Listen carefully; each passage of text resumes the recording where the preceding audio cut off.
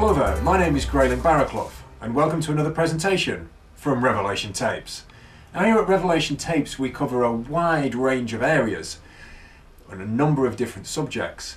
But in any subject that we cover we always try and check the evidence in an objective and most importantly an open-minded way. Now the man that I'm going to be talking to today runs the website checktheevidence.com, and that's exactly what he's been doing, checking the evidence, for the past few years. Today we're going to be talking about a number of different areas, but they're tied together by a common theme, and that is what's going on in the world, or as we say at Revelation Tapes, what's really going on in the world. Some of the subjects covered some viewers as ever may find disturbing, upsetting, or even terrifying. Without further ado, ladies and gentlemen, Mr. Andrew Johnson. Hello Andrew and welcome to Revelation Tapes. Thank you, nice to be here. Okay, well first of all, there's one area that I do want to get straight into, and it's one that many viewers will be familiar with, and that's 9/11. This has been kind of rumbling on, it's been over 7 years now. Everyone's aware of the kind of official version of events. We see it on the TV enough times and in the newspapers, and hopefully most people by now have seen the the DVDs Loose Change, Confronting the Evidence, blowing holes really in the official version, and so many anomalies and things that don't add up. But it seems now that if we can call them the conspiracy people or whatever we want to call them, are actually finding anomalies in the version that was presented by Loose Change, Confronting the Evidence. They're saying it wasn't explosives that brought the towers down. They're saying actually there weren't planes, even though it appears that there were planes in terms of the buildings, not in terms of the Pentagon. Can you bring us up to date with exactly what the situation is with all of this? Sure, I'll do my best. Basically, I came to the 9/11 picture probably in about probably early 2004, where I began to really question what had actually been going on with 9/11. And I came across the videos that you've just mentioned, like Loose Change, and I watched that and I thought it was very interesting. One of the first things I actually did near that time was calculate the time of free fall for the towers coming down to the ground, because they obey the law of gravity, which therefore you can accurately calculate the time of free fall, where, for example, if you were to take a ball bearing and drop it from the top of the towers down to the ground, you can calculate how long that would take, and it comes out about 9.2 seconds, I think, is the figure. And then you take that and look at the video, and you see that the towers came down in essentially the same time, and in fact, by some measurements, one of the towers came down in less than free fall time. Less than free fall time by about a second. I think one came down in about 8.1 seconds. So they fell faster than gravity? Yeah, faster than gravity is essentially, that's one way of describing it. And at the time, and I said this to people at the time, well, obviously what happened was we had these explosives, because I thought explosives were planted in the towers at that time, because that's what some people were saying. And I couldn't really think of any other method whereby that level of destruction, could have been caused to the buildings without there being explosives. And therefore I said, well, if you've got an explosion going out, then that's going to sort of create a vacuum effect, where the air is being blasted out, and that's going to suck the material down and therefore reduce the free fall time. And I thought that could have been the reason. I couldn't prove it, but that seemed to me like a vaguely plausible explanation at the time. And so I was like perhaps other people have watched these tapes. I got the Loose Change DVD. I even organised a presentation in my home city of Derby, and David Shaler came and talked after the Loose Change film. That was in December 2005, and we explored some of those issues. We got about 120 people. We filled the cinema. And then following that, I got involved with the scholars group, the 9/11 scholars, Scholars for 9/11 Truth as it was called. I was actually invited to join that group, much to my surprise, because I don't really class myself as a scholar as such. Okay, I have a technical background. I did a degree in computer science and physics, and I work part-time. I have to stress that part-time for the Open University. and I'm not a researcher for the university or anything like that. I just I do a bit of tutoring, which is rated at 3 hours a week. So that's can't earn your living just off that. And I do some other work for the university, student assessments. But nonetheless, you run a site that explores the evidence. Correct. So, what exactly did you find that is different in terms of loose change, confronting evidence? What's changed? That's right. A good question. And really, what happened why I brought up the Scholars Group was when I was involved with the Scholars Group and exchanging communications with the people in it. I then came across Dr. Judy Wood's research, and what she had done is, I mentioned the freefall calculation that I'd made. Dr. Judy Wood is a professor of mechanical engineering, or she was at that time, and she has a PhD in engineering subjects. She's got 3 degrees actually, and she's a specialist in materials science as part of that one of those degrees. And she really pointed out something very simple, which we were talking about a little bit earlier on, that the towers didn't collapse and they didn't really explode as such. They really, when you look at the videos carefully, they turned to dust. They turned to dust. And I thought, well, yes, they did turn to dust. We've seen the girders exploding outwards, haven't we? Well, you've seen what looked like them exploding outwards. And if you look carefully, you can see these girders coming down and kind of, making like an arch pattern as they come down. But if you look carefully at very closely at some of the video frames, you can actually see some of these pieces actually turning to dust as they are falling. And you can see trails of dust coming from behind them. There's certainly a lot of dust happening, but wouldn't that happen with explosives? Well, this is the thing, because and this is the thing that fooled me. If one imagines that the towers were constructed of concrete and steel, which is largely what they were, you can imagine that the explosives would turn the concrete blocks to dust, because that's what happens. If you hit a concrete block with a hammer, it tends to turn to dust. But then again, it doesn't turn to fine dust. It'll turn to small chunks. If you explode a building with a bomb, you tend to get chunks rather than a lot of dust. So that was the first thing, and the second, the primary thing is the steel. Now, if you use a bomb with steel, it will break it into sections, but it won't turn it completely to dust. And the steel was turned to dust, was it, you're saying? Yeah, that's right. Yeah. Now, not all of it, but the vast proportion of the steel turned to dust. And there's one particular feature that you can look at, which they call it the spire. And just before the destruction, I think it's of the second tower, the end of it, you can see this 70 column high, it's called the spire. And you can actually watch this on several videos, and you can see this grid structure turn to dust. And so you then stuck with the question: well, how did the steel turn to dust? What turned the steel to dust? I mean, if we accept it wasn't explosives, then what was it? Well, we've come to conclude, or rather, Dr. Wood, I should say, has come to conclude, and I've kind of looked over her shoulder with a lot of this research, because of her knowledge of materials and the way that materials behave under stress and this sort of thing. She's come to the conclusion that the towers were destroyed using directed energy weapons, some type of directed energy weapon.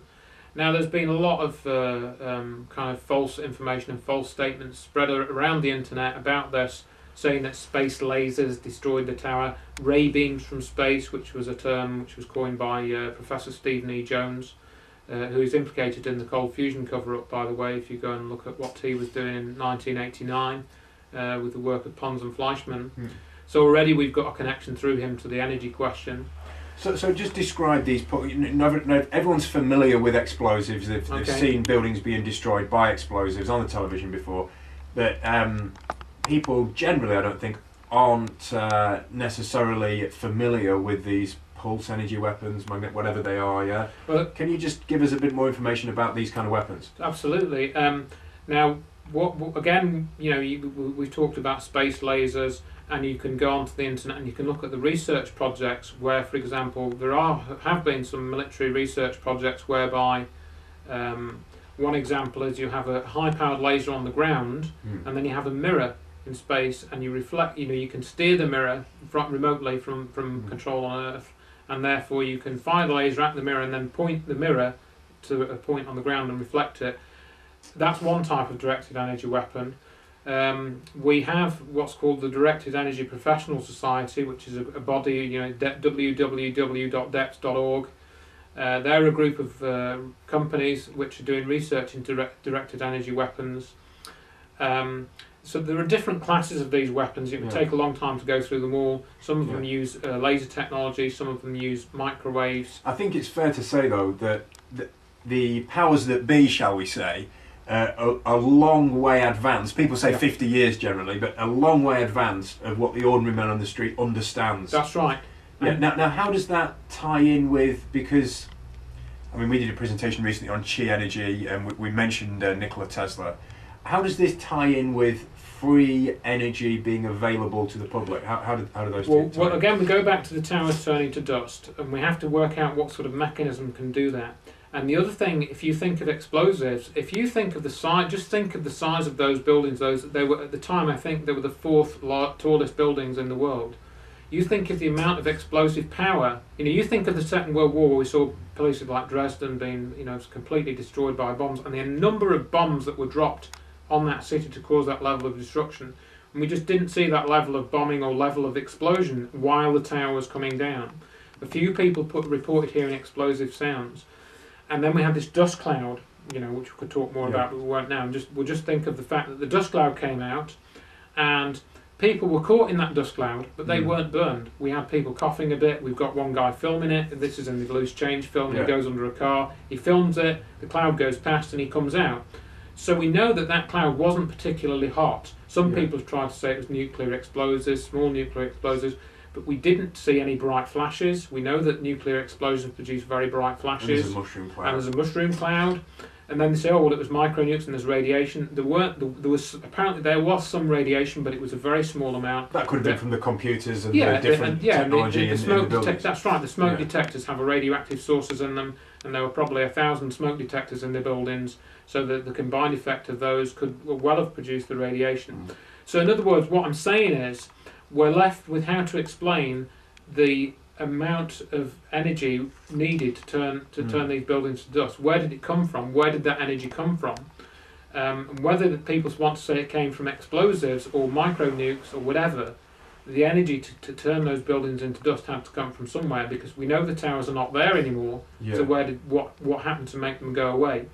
And we've come to the conclusion that the energy probably came from either within the environment or within the material itself. And part of the reason why we've come to that conclusion is because of checking the evidence. Firstly, we have no evidence of heat. Dr. Wood's done a whole 2-hour presentation where she looks at the evidence that there was virtually no heat in the destruction of the towers. So if there was no heat, we're looking at something, because the towers were the piles were hot though, weren't they? Days afterwards. No, they weren't. That was a false story. I mean, you look at Rudy Giuliani, and he said the towers had fires under them for 99 days, and this is from Rudy Giuliani. Can we trust him as a source of a story about hot molten metal? And 99 days? Why not 100 days? Why not 98 days? Isn't 99 one of these key figures? The 33 number. And an 11 number. Okay, Well, we've talked actually in another presentation about the numbers. It is a fascinating subject, the numbers. So you're saying that there was no heat, there was no fires under the World Trade Center. Obviously, we can't trust Giuliani, but just on that point, though, there was no heat then. Well, what I'm saying I'm not saying there wasn't any heat, but there's going to be some heat. There was going to be some type of heat, but not the level that we've been. We said there was rivers of molten metal running. And I mean, I make this point. You take Steve Jones's group, who claim that the towers were brought down with thermite, and his story has changed. If you go and look at his story over the last couple of years, his story has changed. He's another researcher, isn't he? Steve Jones is a professor of physics, former Brigham Young University professor. I've written articles and made videos about this. But you take his evidence, and he actually submitted a document, or his group, via Architects and Engineers for 9/11 Truth. They submitted a document to NIST.